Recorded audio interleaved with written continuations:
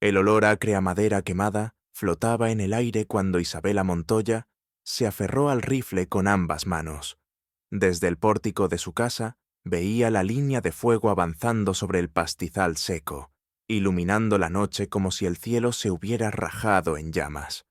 El relincho desesperado de su yegua resonaba desde el corral, y el viento traía consigo un murmullo de voces y cascos que se acercaban. La mujer sabía que aquello no era un accidente. Alguien quería asustarla, o algo peor. Su corazón golpeaba fuerte, no solo por el peligro, sino por la certeza de que, si cedía, todo lo que quedaba de la promesa que un día construyó con su difunto esposo desaparecería para siempre. Esperamos que hayas disfrutado esta historia. Déjanos un me gusta y comparte tus pensamientos en los comentarios. Nos encantaría saber desde dónde nos estás viendo. Ahora, continuemos con la historia. El calor del fuego retrocedía lentamente en su memoria, mientras Isabela apagaba las últimas brasas con un cubo de agua. Amanecía sobre las colinas polvorientas de la Sierra Madre Occidental, y un sol pálido se asomaba tímidamente entre las nubes. La mujer, de cabello oscuro, recogido en un moño apretado y mirada firme, repasaba con los ojos cada metro de su terreno, como si pudiera memorizarlo para defenderlo mejor. El rancho Arroyo del Cielo llevaba 6 meses en decadencia, desde que Pedro, su esposo, muriera al caer de su caballo en plena tormenta. Desde entonces, Isabela no solo luchaba contra la sequía, sino contra la ambición de don Emilio Vargas, un hombre tan influyente como despiadado. Él controlaba gran parte del ganado y el agua en la región. Su oferta de compra por las tierras había sido tan baja como insultante. Aquella mañana, doña Carmen, dueña de la tienda en el pueblo, llegó con un saco de harina y un mensaje velado. Dicen que los apaches han vuelto a las sierras del poniente. Algunos les temen, pero otros dicen que saben cosas que ningún mestizo ni criollo podría aprender en toda su vida. Isabela no respondió de inmediato. En su interior, algo se encendió. Un recuerdo de las historias que Pedro solía contarle, sobre hombres capaces de encontrar agua en la roca y de hacer brotar vida en la tierra más árida. El resto de la jornada fue una sucesión de tareas mecánicas. Reparar la cerca oeste, otra vez cortada por manos desconocidas, alimentar a las pocas gallinas que quedaban y echar un ojo al huerto casi marchito. Pero la presencia invisible de Vargas estaba en todas partes. A media tarde, vio polvo levantándose en el horizonte. Eran 3 jinetes de su hacienda que pasaban casualmente junto a su alambrado, observando más de lo necesario. Esa noche, mientras cenaba sola, el eco de los cascos y el olor a humo del día anterior se mezclaban con sus pensamientos. Se preguntó cuánto tiempo más podría resistir. En la penumbra de su cocina, abrió la carta que su hermana le había enviado desde Veracruz, rogándole que volviera. Pero Isabela sabía que su lugar estaba allí, aunque cada día le costara más creerlo. En la madrugada siguiente, tomó una decisión que cambiaría el rumbo de su vida. Ensilló su yegua y apuntó hacia las montañas del poniente. Los relatos hablaban de un grupo apache acampando en los valles altos, invisibles para el ejército y para cualquiera que no supiera leer las huellas del desierto. El viaje sería peligroso, pero el riesgo de no hacerlo era aún mayor. A medida que ascendía por senderos pedregosos, el aire se hacía más fresco y la vegetación cambiaba de matorral espinoso a pinos y encinos. El silencio era tan denso que podía escuchar el latido de su propio corazón. 2 horas después, detuvo a su yegua. No había visto a nadie, pero la sensación de estar vigilada era innegable. «No vengo a causar daño», dijo en voz alta, dejando que sus palabras flotaran en el aire frío. «Busco a alguien que entienda esta tierra y que quiera protegerla». Durante un instante eterno, no obtuvo respuesta. Luego, como si hubiera surgido de la piedra misma, un hombre alto, de cabello negro trenzado y mirada profunda, emergió a pocos pasos. Llevaba una chaqueta de caballería desgastada sobre pantalones de tela gruesa, y una cicatriz le cruzaba el pómulo hasta la mandíbula. «Vas sola», dijo con un castellano pausado, como medido. Isabela sostuvo su mirada. La necesidad no pregunta si es sensata. En el silencio que siguió, ambos se evaluaron con la cautela de quienes saben que la confianza es tan frágil como el agua en tierra seca. Finalmente, el hombre habló. «Me llamo Takoda, camino entre dos mundos, y esta tierra me conoce». Isabela supo, en ese instante, que había encontrado la última oportunidad para salvar lo que amaba. Lo que no podía imaginar era que aquel encuentro sería también el inicio de una batalla mucho más grande, una que pondría a prueba no solo su valor, sino también su corazón. El primer tramo del camino de regreso al rancho transcurrió en silencio. Takoda cabalgaba unos pasos detrás, sus ojos atentos a cada sombra entre los árboles. Isabela sentía el peso de su presencia como un escudo invisible. El aire fresco de la sierra todavía acariciaba su rostro, pero en su interior había una mezcla de alivio y ansiedad. Había encontrado ayuda, sí, pero también había traído a su vida a un hombre que despertaría miradas, juicios y quizá peligros que aún no imaginaba. Al descender por un sendero estrecho, el viento trajo consigo un olor inconfundible, humo de leña reciente. Takoda levantó una mano, deteniendo a Isabela. Escuchó unos segundos, giró la cabeza y susurró: «No estamos solos». Isabela buscó con la mirada, pero solo vio arbustos y rocas. Takoda desmontó sin hacer ruido y caminó hacia un promontorio. Desde allí, observó un hilo de humo elevándose detrás de una arboleda. No dijo nada más, pero en sus ojos había una alerta serena. Siguieron el camino con cautela hasta que las colinas se abrieron al valle del arroyo del cielo. El rancho de Isabela apareció a lo lejos, su silueta recortada contra el cielo. Desde allí, incluso el silencio parecía distinto, como si la tierra entera contuviera el aliento. En el pórtico los esperaba el alcalde, Rafael Rentería, un hombre de traje gastado y sombrero ancho, tallando un pedazo de madera con gesto distraído. Su vista se endureció al notar la figura de Takoda. «Señora Montoya», saludó, sin apartar la mirada del apache. «Veo que los rumores eran ciertos». Isabela desmontó, con la barbilla en alto. «¿Qué rumores, alcalde?» «Que ha perdido el juicio, entrar sola en territorio apache y volver con uno». Takoda no respondió. Se limitó a mantenerse a su lado, como una sombra tranquila pero vigilante. «El señor Takoda es mi nuevo ayudante», dijo Isabela. «Lo contraté por su conocimiento de cultivos en tierras áridas». El alcalde soltó un resoplido y escupió al suelo. «Así le llaman ahora. En fin, vengo de parte de don Emilio Vargas. Ha aumentado su oferta por el rancho.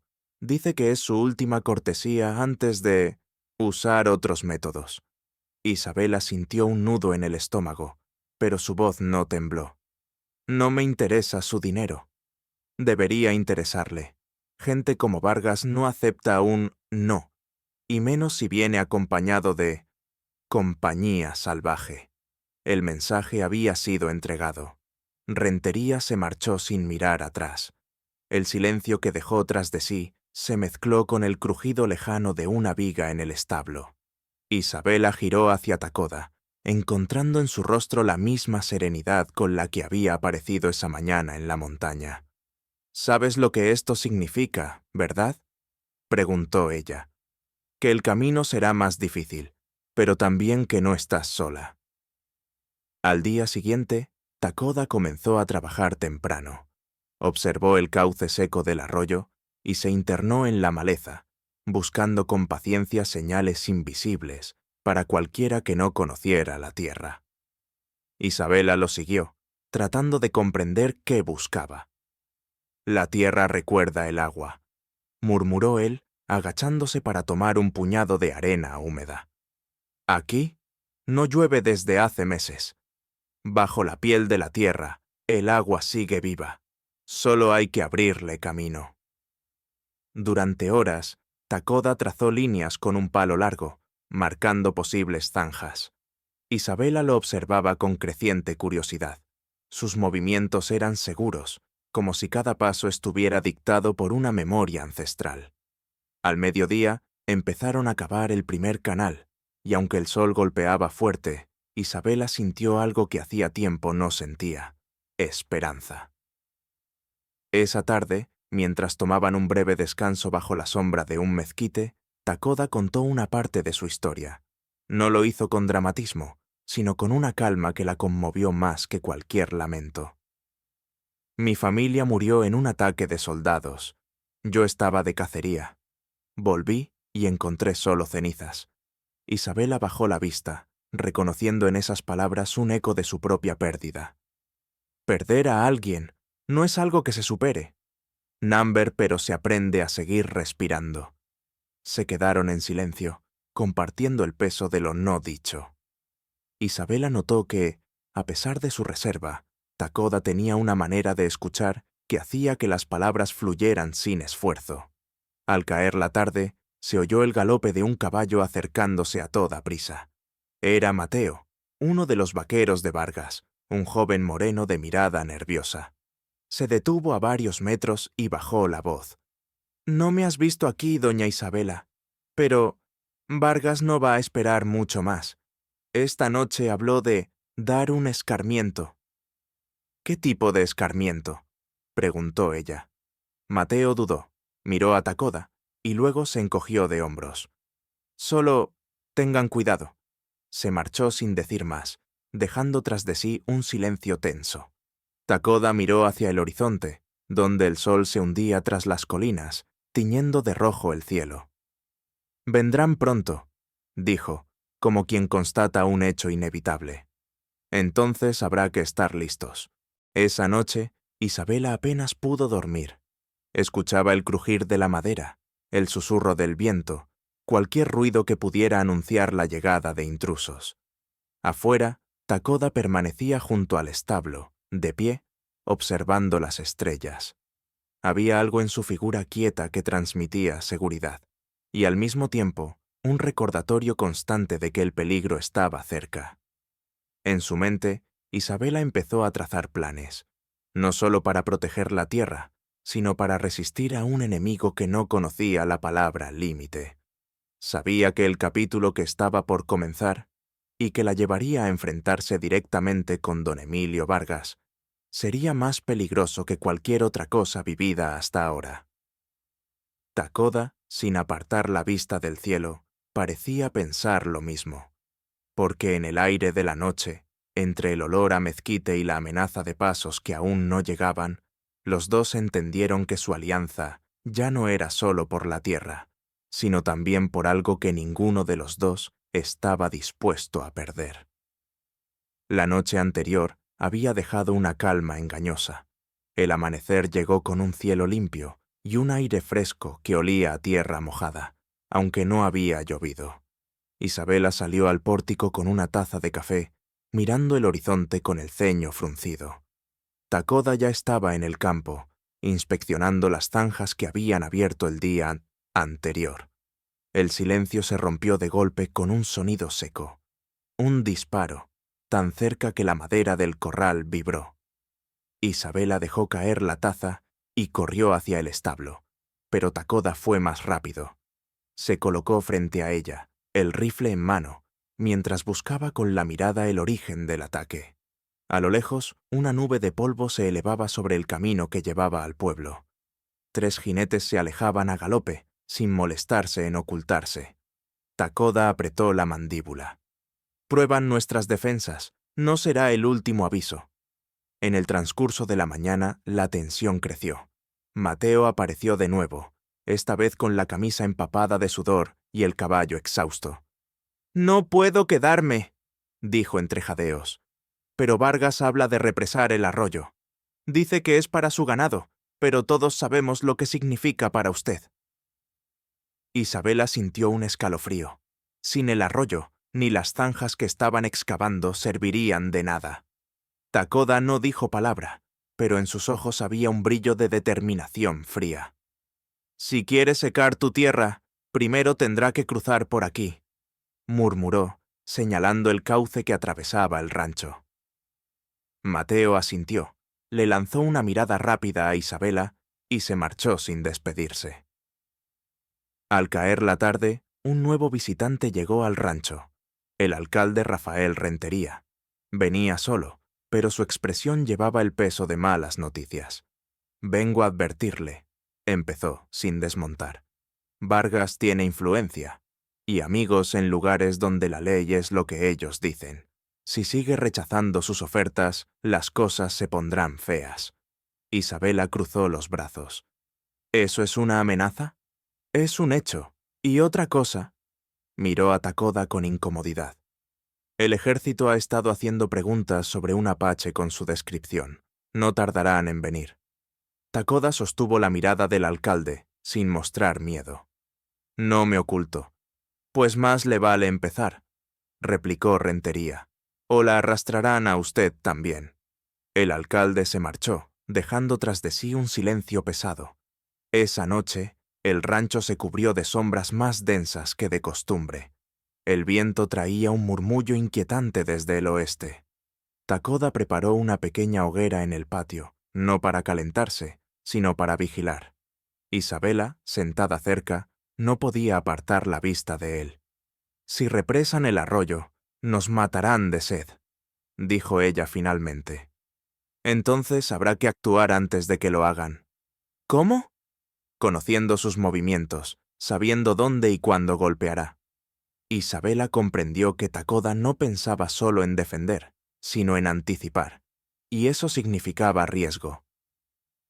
En la madrugada, un ruido metálico despertó a Isabela.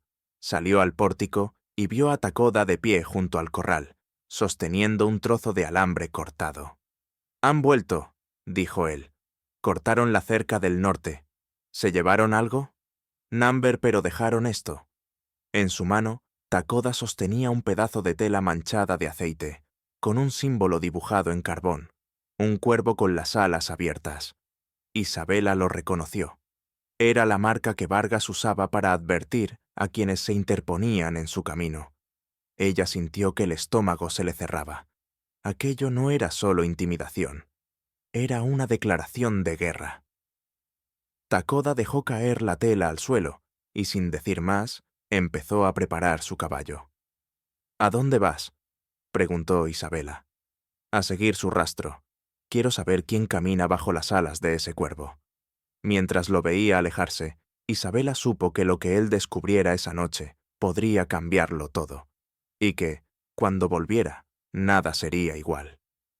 Takoda regresó al amanecer, su silueta recortada contra el cielo que apenas se teñía de naranja. Isabela lo vio acercarse desde el pórtico y notó, con un nudo en la garganta, que cojeaba ligeramente. Su chaqueta estaba rasgada en el hombro y una mancha oscura, aún húmeda, teñía la tela. Bajó corriendo los escalones. «¿Qué ha pasado?». Takoda desmontó despacio, con el gesto tranquilo de quien no quiere alarmar. «No es grave», respondió. «Una bala pasó cerca». «¿Cerca?», repitió ella, sintiendo la rabia mezclarse con el miedo. «Demasiado cerca», añadió, permitiéndose una media sonrisa. Mientras Isabela le limpiaba la herida en la mesa de la cocina, él contó lo que había descubierto. 3 vaqueros de Vargas habían cortado la cerca y dejado la marca del cuervo. Los siguió hasta un campamento improvisado junto a un recodo del arroyo. Allí escuchó suficiente para confirmar sus sospechas. Vargas planeaba represar el cauce en menos de una semana, usando hombres armados para mantener alejados a los vecinos. «Si lo hace, no habrá agua para ti, ni para nadie que no esté bajo su mano», dijo Takoda, con la voz baja pero firme. «Y el alcalde no moverá un dedo», añadió Isabela, sabiendo que Rentería temía a Vargas tanto como lo servía. Hubo un silencio en el que ambos comprendieron lo mismo.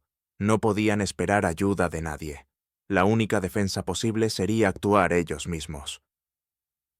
Takoda pasó el resto de la mañana revisando las zanjas que habían cavado. El suelo, aunque árido, comenzaba a mostrar señales de humedad en algunos puntos. «Aquí», dijo señalando un sitio donde el barro asomaba bajo la arena. «El agua está cerca. Si logramos abrirlo antes de que cierren el arroyo, podremos resistir». Isabela lo observó, admirando la manera en que sus manos parecían leer la tierra. No era solo un trabajador, era alguien que entendía que cada piedra, cada grieta, tenía un papel en el equilibrio de ese lugar. Por la tarde, mientras trabajaban bajo el sol, Isabela se atrevió a preguntar: «¿Por qué aceptaste ayudarme?» Takoda no dejó de cavar. «Porque esta tierra fue de los míos antes que de cualquiera, y porque vi en tus ojos algo que rara vez se ve, la decisión de resistir, incluso cuando todos te dicen que no puedes». Las palabras se quedaron suspendidas entre ellos, cargadas de un reconocimiento mutuo. Al anochecer, una nube de polvo apareció en el horizonte. 2 jinetes se acercaban, pero al ver a Takoda junto a la cerca, giraron bruscamente y se alejaron sin decir nada. Isabela sabía que aquello era solo un tanteo. Vargas no tardaría en enviar algo más contundente. Esa noche cenaron frijoles y pan de maíz. La conversación fue escasa, pero la presencia del otro llenaba los silencios de una forma extraña y reconfortante. Después, mientras Isabela lavaba los platos, vio por la ventana a Takoda, de pie bajo el cielo estrellado, murmurando algo en su lengua. Era una plegaria. Lo comprendió por la manera en que cerraba los ojos y levantaba el rostro hacia la oscuridad. No quiso interrumpirlo. En cambio, apoyó la frente contra el marco de la ventana y dejó que una sensación nueva la envolviera, la certeza de que, aunque el peligro era real y cercano, no lo enfrentaría sola. A la mañana siguiente, el sonido de cascos la despertó antes del alba. Esta vez no eran pocos. Desde la colina, una fila de jinetes avanzaba hacia el rancho, las siluetas recortadas contra la luz naciente. Al frente, inconfundible, iba don Emilio Vargas. Takoda ya estaba en el pórtico, el rifle en la mano. Isabela salió a su lado, el corazón latiéndole con fuerza. No sabían aún qué movimiento haría Vargas, pero ambos intuían que este sería el inicio de un enfrentamiento que no podrían evitar. Y mientras los hombres se acercaban, el aire parecía volverse más denso, como si la tierra misma supiera que estaba a punto de decidirse su destino. Vargas detuvo su caballo a pocos metros del pórtico. El sol de la mañana iluminaba su sombrero de ala ancha y el brillo metálico de la pistola al cinto. Sonreía, pero en sus ojos había algo frío, calculador. Detrás de él, 6 vaqueros armados esperaban en silencio, formando un semicírculo que cerraba la salida del rancho. «Doña Montoya», dijo Vargas con tono cortés, «vine a hacerle una última oferta antes de que el agua corra en dirección contraria a sus deseos». Isabela sintió que cada palabra estaba cuidadosamente medida para sonar razonable y amenazante a la vez. «Mi respuesta no ha cambiado. Esta tierra no está en venta». Vargas fingió un suspiro. «Lo imaginaba. Entonces supongo que pronto entenderá lo que significa quedarse sola». Takoda dio un paso adelante. Su voz era baja, pero su firmeza llenó el aire. «Ella no está sola». Los ojos de Vargas se fijaron en él, y una chispa de desprecio cruzó su rostro. «Ah, el apache. No sé qué le prometió a esta señora, pero debería recordar que la ley en estas tierras no protege a los suyos». «No necesito su ley para proteger lo que es mío», replicó Takoda. Un silencio tenso se extendió. Vargas, sin perder la sonrisa, giró su caballo y se alejó con sus hombres. Pero Isabela sabía que aquel gesto no era una retirada. Era la calma previa a algo peor. La tarde llegó con un calor sofocante. Isabela y Takoda reparaban la cerca cuando un hedor repentino la obligó a detenerse. Siguiendo el olor, encontraron el pozo principal con la cuerda colgando y un saco atado al extremo. Al sacarlo, un líquido espeso y negruzco se derramó sobre la tierra, carne podrida mezclada con aceite. Isabela llevó una mano a la boca para contener las náuseas. Takoda, con gesto serio, vació el contenido lejos del pozo y empezó a limpiar el brocal. «Quieren que el agua sea inútil antes de que tú misma la dejes», dijo. «Y lo están logrando», respondió ella, sintiendo un peso en el pecho. Pasaron horas trabajando para purificar el agua. El cansancio se mezclaba con la rabia, y en el rostro de Isabela ya no quedaba rastro de la mujer dispuesta a ceder. Al anochecer, Mateo apareció, sudoroso y con los ojos inquietos. «No hay tiempo», susurró. «Vargas ha dado órdenes de quemar el establo esta noche. Dice que lo hará parecer un accidente». Takoda lo miró fijo. «¿Por qué me dices esto?» «Porque mi abuelo me enseñó que uno no destruye lo que otro levanta con sus manos». Sin esperar respuesta, Mateo se marchó tan rápido como había llegado. Takoda y Isabela se miraron. No había discusión posible. Había que vigilar el establo toda la noche. La luna estaba alta cuando los escucharon. Pasos apresurados, el crujir de madera y un leve chisporroteo. Takoda se movió como una sombra, acercándose por detrás del establo. 3 figuras estaban inclinadas junto a la puerta, encendiendo teas. «¡Alto!». Su voz resonó como un trueno. Los hombres se giraron, sorprendidos, y uno arrojó la tea hacia el heno. Isabela corrió con un balde de agua, apagando las primeras llamas, mientras Takoda forcejeaba con otro de los atacantes. Un tercero escapó a caballo, perdiéndose en la oscuridad. Cuando el fuego estuvo controlado, Takoda sujetaba a uno de los hombres por el cuello de la camisa. «Dile a Vargas que no es bienvenido aquí», ordenó, antes de empujarlo en dirección al camino. La calma volvió lentamente, pero el rancho olía a humo y a tensión contenida. Isabela se dejó caer en el pórtico, agotada. «No podemos seguir así», dijo. «Cada día que pasa, él se acerca más a lo que quiere». Takoda la miró, evaluando sus palabras. «Entonces no esperemos a que él haga el siguiente movimiento». En sus ojos había una determinación que Isabela no había visto antes, un brillo que presagiaba que la siguiente jugada sería arriesgada. Ella entendió, sin necesidad de que lo dijera, que Takoda pensaba llevar la lucha más allá del rancho. En el horizonte, una línea de nubes oscuras empezaba a formarse, presagio de tormenta, y en el corazón de ambos, la certeza de que lo que estaba por venir no sería solo una batalla por la tierra, sino por sobrevivir juntos. El cielo amaneció cubierto de nubes densas, de un gris plomizo que parecía presionar la tierra.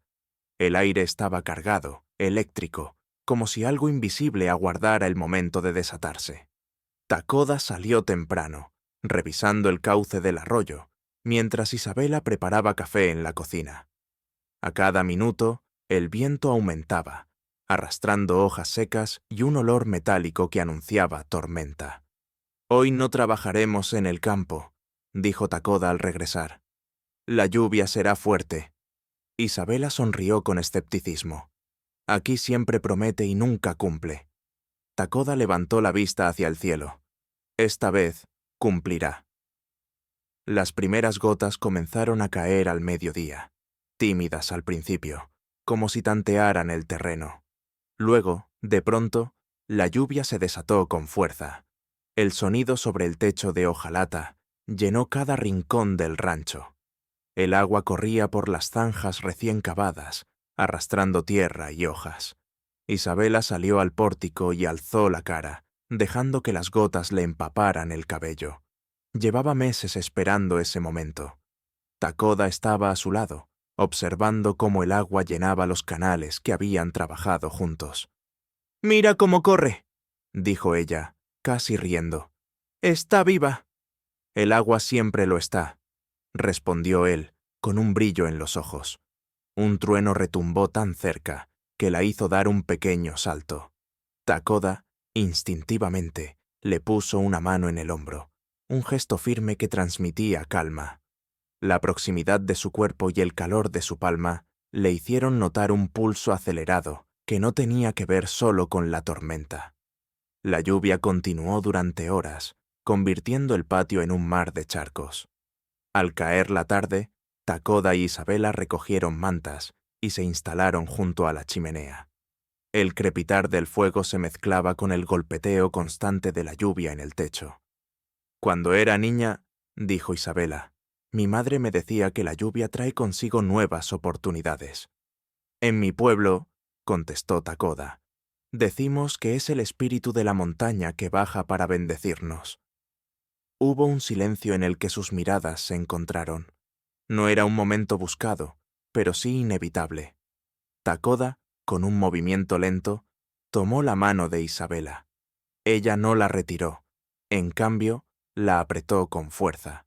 El sonido de la tormenta parecía envolverlos en un mundo aparte. Fue entonces cuando él se inclinó y con la misma serenidad con la que trabajaba la tierra, la besó. Un beso contenido, respetuoso, pero lleno de una promesa silenciosa. Al anochecer, la tormenta empezó a amainar. Isabela salió a revisar el campo. Las zanjas rebosaban de agua y el arroyo corría con fuerza renovada.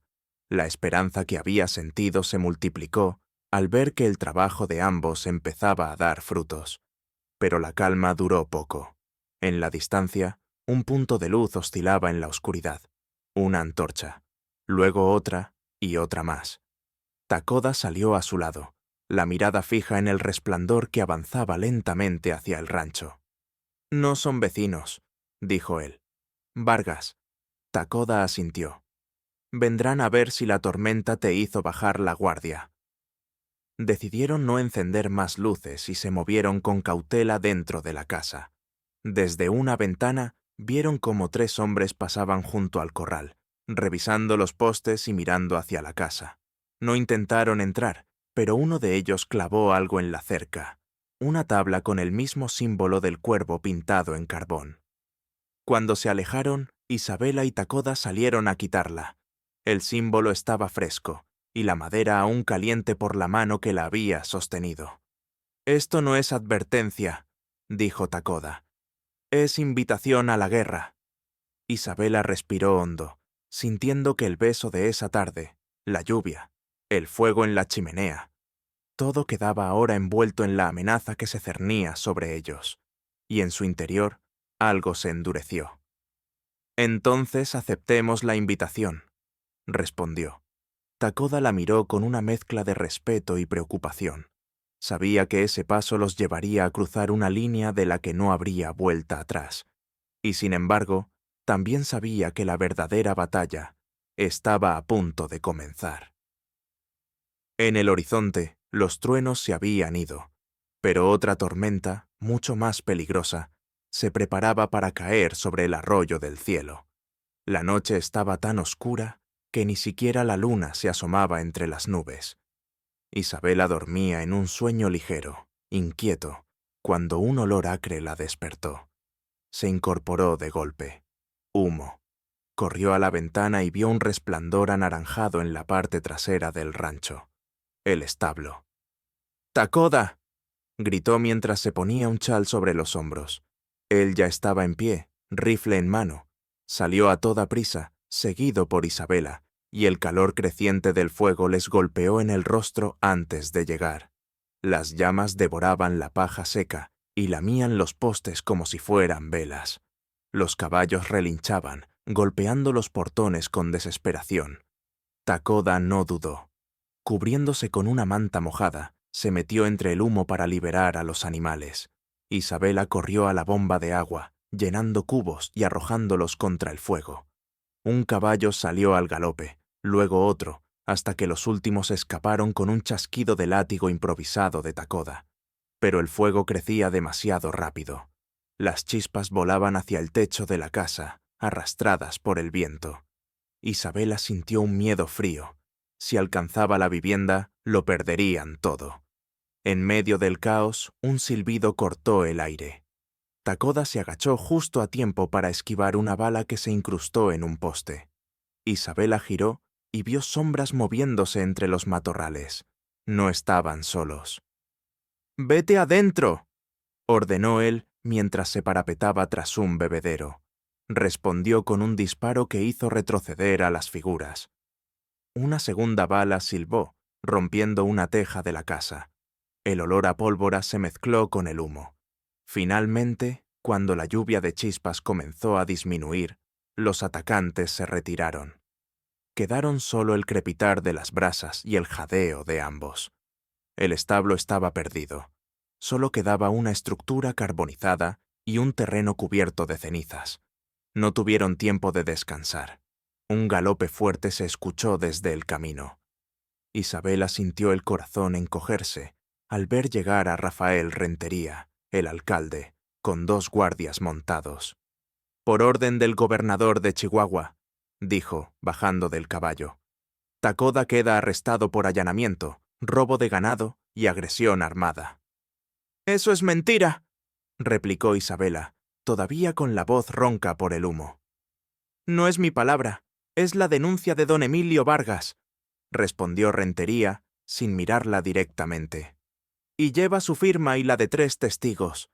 Tacoda se mantuvo en silencio, observando al alcalde y a los guardias. Sabía que resistirse significaría poner en riesgo también a Isabela. Pero ella dio un paso al frente, interponiéndose. «Si lo arrestan, tendrán que arrestarme a mí también. Él estaba aquí, trabajando conmigo». Rentería apretó los labios, incómodo. «Señora Montoya, le doy 1 hora. 1 hora para que él se entregue, o volveré con más hombres». Montó de nuevo y se alejó, dejando tras de sí el sonido sordo de los cascos contra la tierra húmeda. Isabela y Tacoda entraron en la casa. La luz de la lámpara apenas iluminaba sus rostros ennegrecidos por el hollín. «Si te entregas, Vargas gana», dijo ella. «Si me quedo, te pondré en peligro. Y él no se detendrá». «Entonces no nos quedemos». Tacoda la miró, evaluando su determinación. «Irnos significará dejarlo todo atrás». «Lo que queda aquí ya no es seguro», respondió, señalando por la ventana el establo destruido. Un silencio pesado se extendió. Luego, Tacoda asintió. «Partiremos antes del amanecer». La noche se volvió una carrera silenciosa. Isabela recogió documentos, algo de ropa y unas monedas escondidas bajo el suelo de la cocina. Tacoda preparó a los caballos rescatados, revisando cada cincha. Antes de salir, Isabela dio un último vistazo al rancho. Cada rincón guardaba un recuerdo. La mesa donde Pedro desayunaba, el roble que plantaron juntos, el pórtico desde el cual veía ponerse el sol. Sentía que arrancaba una parte de sí misma, pero también que no tenía otra opción. «Vámonos», dijo, con la voz firme. Salieron por un sendero lateral, evitando el camino principal.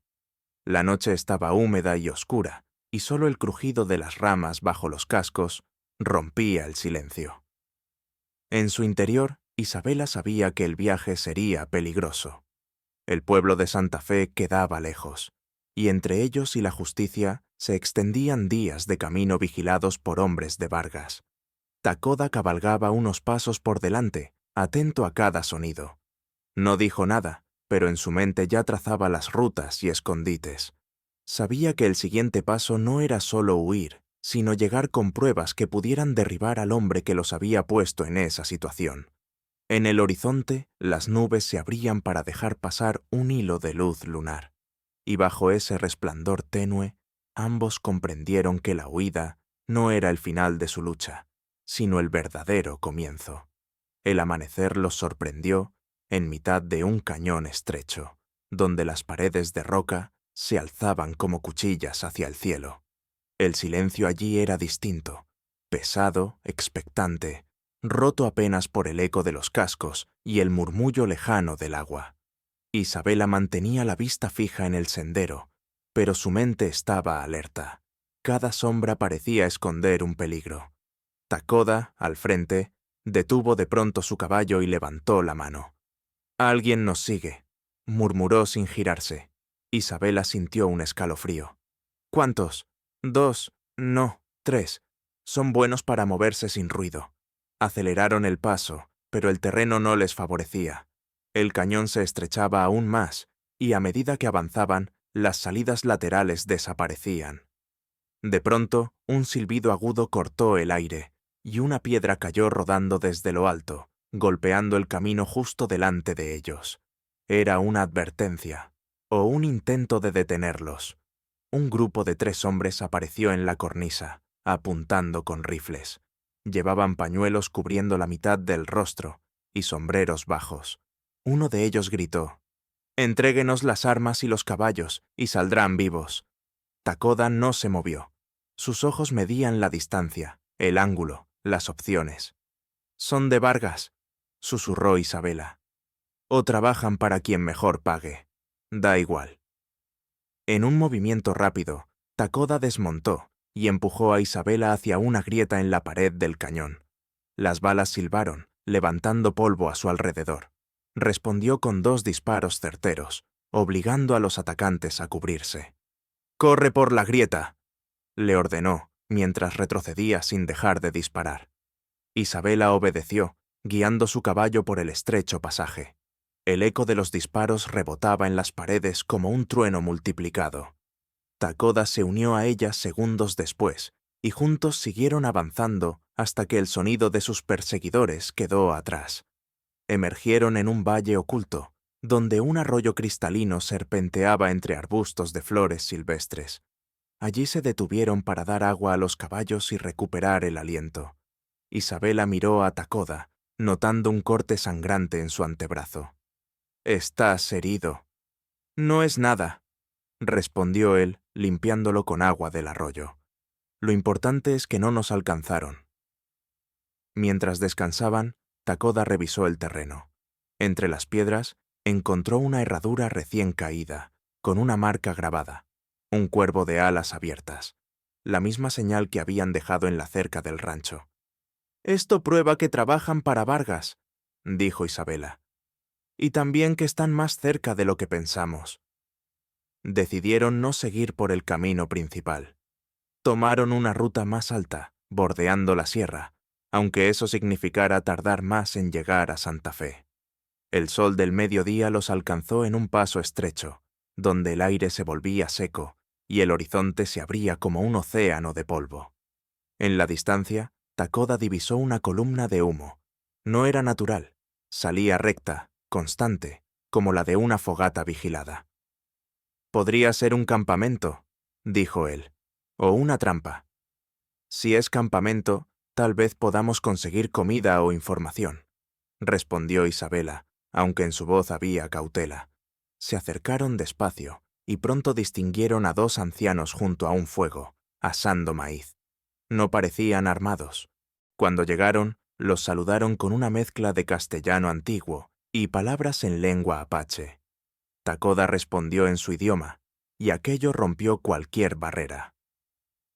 Durante la conversación, los ancianos revelaron que unos hombres armados habían pasado horas antes, preguntando por una mujer y un apache.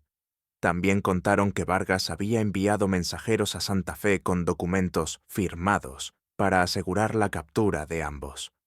«Si llegan antes que ustedes», advirtió el anciano, «encontrarán a la ley esperando». Takoda y Isabela intercambiaron una mirada grave. Tenían que adelantarse a esos mensajeros. Partieron de nuevo, esta vez sin detenerse ni al caer la noche. La luna iluminaba el sendero, y el frío de la sierra se colaba por la ropa. Isabela, cansada, se apoyó un instante sobre el cuello de su caballo, pero el sonido de cascos detrás la hizo reaccionar. «Nos alcanzan», dijo Takoda. Apretaron el paso, y pronto el sendero se dividió en 2. Sin dudarlo, Takoda tomó el de la izquierda, más estrecho, cubierto de maleza. El ruido de sus perseguidores se desvió hacia el otro camino. Al cabo de 1 hora, se detuvieron en un claro protegido por rocas. Allí, bajo el cielo estrellado, encendieron un pequeño fuego para calentarse. Isabela miró las llamas y luego a Takoda. «Cada vez que escapamos, ellos parecen estar un paso más cerca». «Entonces debemos cambiar las reglas», respondió él. «No solo huir, empezar a cazarlos. Sus palabras no eran bravatas, eran un plan. Y ese plan sería el hilo que los conduciría, inevitablemente, al enfrentamiento final con Vargas. En la distancia, el aullido de un coyote rompió el silencio, como si la noche misma aprobara la decisión que acababan de tomar. La noche estaba cerrada, sin luna y con un viento frío que arrastraba el polvo de la sierra. Takoda e Isabela se movían entre las sombras como espectros, guiados por la tenue luz de las estrellas. Habían seguido las huellas de herraduras desde el valle hasta encontrar un cañón oculto donde el humo de una fogata delataba la presencia de un campamento. Takoda se detuvo detrás de unas rocas y observó. 4 hombres estaban sentados alrededor del fuego, bebiendo y riendo con voces roncas. Un quinto, más apartado, dormía con el sombrero sobre la cara. En un costado, una mesa improvisada sostenía papeles, una lámpara y una botella de aguardiente. «Ahí están los documentos», susurró Takoda. «Si contienen lo que creo, podremos usarlos contra Vargas en Santa Fe». Isabela asintió. El miedo le palpitaba en las sienes, pero la determinación era más fuerte. Esperaron a que las risas se hicieran más pesadas y los movimientos más lentos. Takoda avanzó primero, agazapado, moviéndose como si fuera parte de la tierra misma. Isabela lo siguió, cuidando de no pisar ramas secas. Cuando estuvieron lo bastante cerca, Takoda señaló hacia los caballos. Si cortaban las riendas, los animales huirían y el campamento caería en caos. Isabela se encargó de eso. Con manos rápidas, soltó las correas y dio una palmada suave en los lomos. Los caballos, nerviosos por el olor del fuego y el aguardiente, salieron al galope, levantando una nube de polvo. «¡Los caballos!», gritó uno de los hombres. En un instante, todos menos uno corrieron tras ellos. Takoda aprovechó para acercarse a la mesa. Tomó los papeles y los guardó bajo su chaqueta, pero un crujido de madera lo delató. El hombre que quedaba se levantó, desenfundando su revólver. Isabela, sin pensar, le arrojó la botella de aguardiente que había en la mesa. El golpe lo hizo retroceder, y Takoda se abalanzó sobre él, derribándolo. Un forcejeo rápido, un puñetazo seco, y el hombre quedó inconsciente. No había tiempo que perder. Takoda y Isabela corrieron hacia la salida del cañón. Detrás se escuchaban gritos y disparos al aire. Una bala rebotó en la roca junto a la cabeza de Isabela, arrancándole una chispa. El sonido de cascos volvió. Los hombres habían recuperado al menos uno de sus caballos. Takoda la tomó del brazo y la guió hacia una pendiente estrecha. Subieron a toda prisa, con las botas resbalando en la grava suelta. El viento frío les cortaba el rostro, pero no se detuvieron hasta alcanzar una meseta desde la que se veía el horizonte abierto. Allí, a cubierto tras unas piedras, Takoda revisó los papeles. Eran cartas firmadas por Vargas y selladas por el alcalde Rentería, ordenando la aprehensión inmediata de Takoda por crímenes falsos y el embargo del rancho de Isabela por deudas impagas. También había un mapa detallado de los canales de agua de la región, marcando dónde planeaban represar el arroyo. «Con esto no solo podremos limpiar mi nombre», dijo Takoda, «también probar que Vargas quiere controlar el agua para forzar a todos a venderle». Isabela sintió que por primera vez en semanas veía una salida real. «Entonces debemos llegar a Santa Fe antes que él». La bajada de la meseta fue peligrosa, pero al llegar al llano encontraron el arroyo. Lo siguieron durante horas, hasta que la noche comenzó a ceder al primer tono gris del amanecer. El cansancio pesaba en los huesos, pero ninguno quiso detenerse. Sin embargo, al doblar una curva del arroyo, vieron algo que les heló la sangre. 3 jinetes bloqueaban el paso, y al centro, montado en un caballo negro, estaba don Emilio Vargas. «Vaya, vaya», dijo con una sonrisa lenta. «Los ratones vienen solos a la boca del gato». Takoda colocó a Isabela detrás de él, guardando los papeles bajo su chaqueta. «Si quieres algo, tendrás que quitármelo». Vargas sonrió aún más. «Oh, Lo haré, pero no aquí. Prefiero que todo el pueblo sea testigo. Un gesto suyo, y sus hombres comenzaron a rodearlos. Isabela sintió el pulso acelerado, pero también una claridad extraña. Ese momento, esa trampa, podía ser la llave para exponerlo, si sobrevivían lo suficiente. Takoda, con la mirada fija en Vargas, supo que el enfrentamiento final se acercaba, y que no habría margen para errores. El amanecer tiñó el horizonte de tonos rojos y dorados, pero la belleza de aquel instante no alcanzaba a suavizar la tensión que se respiraba en el cauce del arroyo. Takoda e Isabela estaban rodeados. 3 jinetes, con Vargas al centro, cerraban el paso por delante. Por detrás, otros 2 hombres aparecieron lentamente, bloqueando la retirada. El silencio solo se rompía por el goteo del agua y el resoplido nervioso de los caballos. Takoda se inclinó hacia Isabela, susurrándole sin apartar la vista de Vargas. «Cuando te diga, corre hacia el arroyo y cruza al otro lado. No mires atrás. No pienso dejarte. No es dejarme. Es darme espacio para que podamos salir juntos». Vargas levantó la mano y uno de sus hombres desmontó, acercándose con una soga. «Ríndanse, y tal vez viva para ver otro día, señora Montoya», dijo con voz burlona. «Este indio tendrá menos suerte». Takoda dio un paso adelante, dejando que el sol iluminara su rostro. «Si quieres lo que llevo, ven tú mismo». El gesto provocó que Vargas frunciera el ceño. Bajó lentamente del caballo y avanzó unos pasos. El agua del arroyo chapoteaba bajo sus botas. Cuando estuvo a unos metros, Takoda gritó: «¡Ahora!». Isabela corrió hacia la orilla. Al mismo tiempo, Takoda empujó con fuerza a Vargas, haciéndolo caer al agua, y se abalanzó sobre el hombre de la soga. Un golpe certero lo dejó fuera de combate.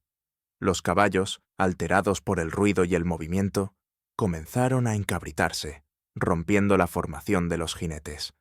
Isabela alcanzó la otra orilla, girando para cubrir a Takoda con el rifle que había escondido bajo su manta. Un disparo resonó, y uno de los hombres de Vargas cayó al suelo. Takoda aprovechó el caos para montar el caballo más cercano. «¡Sube!», gritó a Isabela. Ella saltó detrás de él, y juntos galoparon río arriba, esquivando las balas que rebotaban en las piedras. Cabalgaban sin descanso, siguiendo el curso del agua que los guiaría hacia el camino principal a Santa Fe. El viento frío les cortaba el rostro, pero la adrenalina mantenía sus cuerpos alerta. A medida que avanzaban, Takoda revisaba mentalmente las rutas para evitar emboscadas. Al caer la tarde, divisaron las primeras casas de adobe que anunciaban la cercanía de la ciudad, pero no podían entrar así como así. Si los hombres de Vargas habían llegado antes, la guardia estaría esperándolos. Se detuvieron en un pequeño mesón a las afueras. La dueña, una mujer mayor de ojos astutos, reconoció a Isabela de sus visitas pasadas. «No pueden quedarse aquí mucho tiempo», dijo en voz baja. «Vargas estuvo esta mañana, preguntando por ustedes». Takoda sacó los papeles de su chaqueta y los colocó sobre la mesa. «Necesitamos que esto llegue al gobernador antes que él». La mujer los revisó por encima, y su expresión se endureció. «Conozco a alguien en la oficina de correos que es leal al gobernador, no a Vargas, pero tendrán que crear una distracción para que pueda entrar sin que la sigan». Esa noche, Takoda e Isabela caminaron por las calles adoquinadas de Santa Fe como si fueran simples viajeros. Vargas y 2 de sus hombres estaban en la plaza, vigilando los accesos al edificio gubernamental. La tensión era palpable. Takoda se separó, acercándose a un grupo de músicos callejeros. Con unas pocas monedas, pidió una canción animada y empezó a aplaudir, atrayendo la atención de curiosos, y también de los hombres de Vargas. Mientras tanto, Isabela, aprovechando el gentío, se escabulló hacia la oficina de correos, donde la mujer del mesón ya la esperaba. El intercambio fue rápido. Los papeles se colocaron en un sobre sellado con cera, y un mensajero montado partió de inmediato hacia la residencia del gobernador. Cuando Isabela regresó a la plaza, Takoda ya se había mezclado de nuevo con la multitud. No pasó mucho antes de que un destacamento de la Guardia Real apareciera, marchando con paso firme hacia Vargas. El capitán, un hombre alto de bigote espeso, habló con voz clara para que todos escucharan. Don Emilio Vargas queda arrestado por cargos de corrupción, falsificación de documentos y abuso de poder. El murmullo del público creció. Vargas intentó protestar, pero el capitán mostró los documentos que acababan de recibir, con el sello del gobernador. Los hombres de Vargas bajaron la vista, rindiéndose. Isabela sintió que el aire volvía a entrar en sus pulmones. Takoda, a su lado, no sonrió, pero en sus ojos brillaba la satisfacción silenciosa de quien ha cumplido su objetivo. Los días siguientes fueron un torbellino. El gobernador confirmó que las tierras de Isabela quedaban libres de cualquier deuda falsa y que Takoda era inocente de todos los cargos. Vargas fue enviado a Chihuahua para ser juzgado, y el alcalde Rentería dimitió antes de enfrentar la investigación en su contra. Pero, aún con la justicia de su parte, Isabela sabía que su rancho estaba en ruinas, el establo quemado, las cercas derribadas. Reconstruir significaría empezar casi desde cero. «Podemos volver y levantarlo otra vez», dijo Takoda una tarde, mientras miraban el horizonte desde la colina cercana a Santa Fe. «No será fácil, pero la tierra aún está viva». Isabela lo observó, viendo no solo al hombre que había defendido sus campos, sino al que había compartido su soledad y sus miedos. «Sí, pero esta vez no lo haré sola». Regresaron semanas después, llevando consigo no solo provisiones y herramientas, sino también un grupo de vecinos que, inspirados por su resistencia, ofrecieron ayuda. Las zanjas volvieron a llenarse de agua, el corral se reconstruyó, y las semillas encontraron tierra húmeda para crecer. En las noches, junto al fuego, Isabela escuchaba a Takoda contar historias de su pueblo, y él, a su vez, oía los recuerdos de ella sobre la infancia en esas tierras. La amenaza había pasado, pero lo que quedó entre ellos era algo más profundo que la victoria, un compromiso silencioso de cuidar no solo la tierra, sino también el uno al otro. Años después, quienes viajaban por el arroyo del cielo podían ver un rancho próspero, con campos verdes y un establo nuevo. Decían que la mujer que vivía allí había desafiado a un hombre poderoso y que un apache había sido su mayor aliado. Isabela y Takoda no corregían esas historias, solo sonreían, sabiendo que la verdad era más sencilla y más fuerte, que habían elegido resistir juntos y que, en esa elección, habían encontrado un hogar que ningún enemigo podría arrebatarles jamás. Espero que hayas disfrutado esta historia. Suscríbete a mi canal para no perderte más relatos conmovedores. Déjanos un me gusta y cuéntanos en los comentarios qué te pareció esta historia emocional. Nos vemos en el próximo video.